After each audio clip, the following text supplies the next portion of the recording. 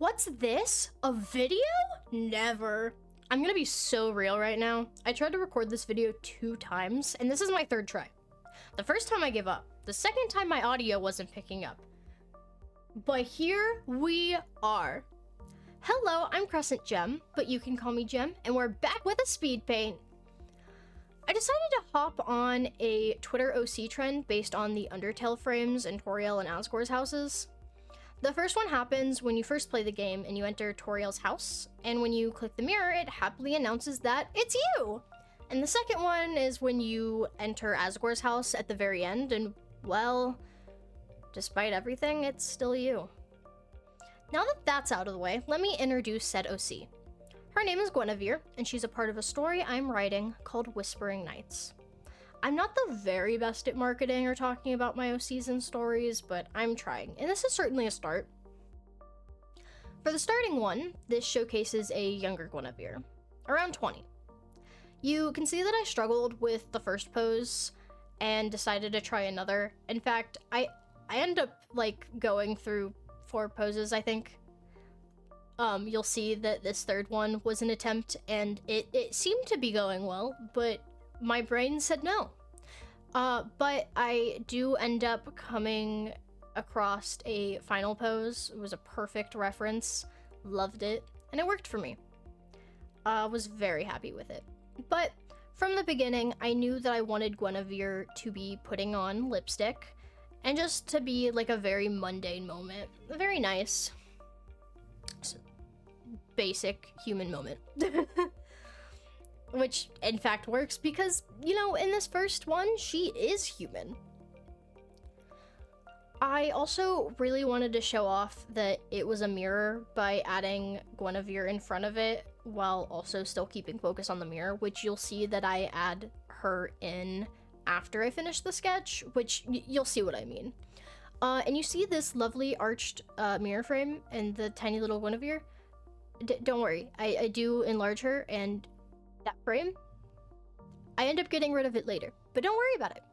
So, moving on to the second part, I wanted a more gothic mirror to showcase her older self, and I also exactly knew what I wanted to do with this one from the very beginning, and was very pleased about it. I had to use my own hands as references, because hands are hard. But I was really proud of this. I wanted to showcase the effects of her vampirism by making her be very clearly in pain. See, vampirism in my world happens when a human, specifically, is force-fed or willingly fed vampire blood and is then killed. And when they wake up, their transformation is complete. In the beginning, it will be very, very painful, especially for those who cannot control themselves around blood, which Guinevere is a victim of. And if you couldn't tell, I was a Vampire Diaries girly. I gave her extra skin details. I wanted her to be clawing at her face. Was very happy with that. And of course, I go ahead and I add the, shadow Guinevere in front of it. We'll call it that. Anyways, not much to say about my line art process, other than the fact that I like to do thicker outlines. You'll notice that I waited to do her hand on the second piece because I wasn't sure how to go about it. So I ended up doing the line art for the front pieces instead, which honestly was really helpful.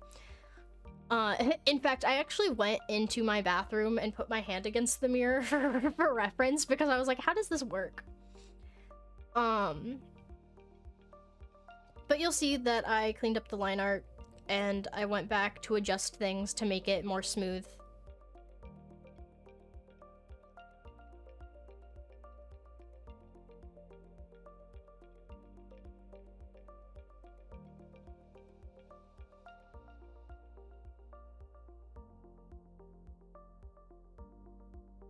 I decided to speed up the line art process just because I didn't have much to say.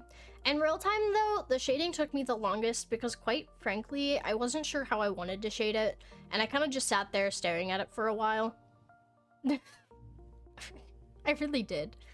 But then I was like, honestly, I'll just shade how I normally shade, and I really like it.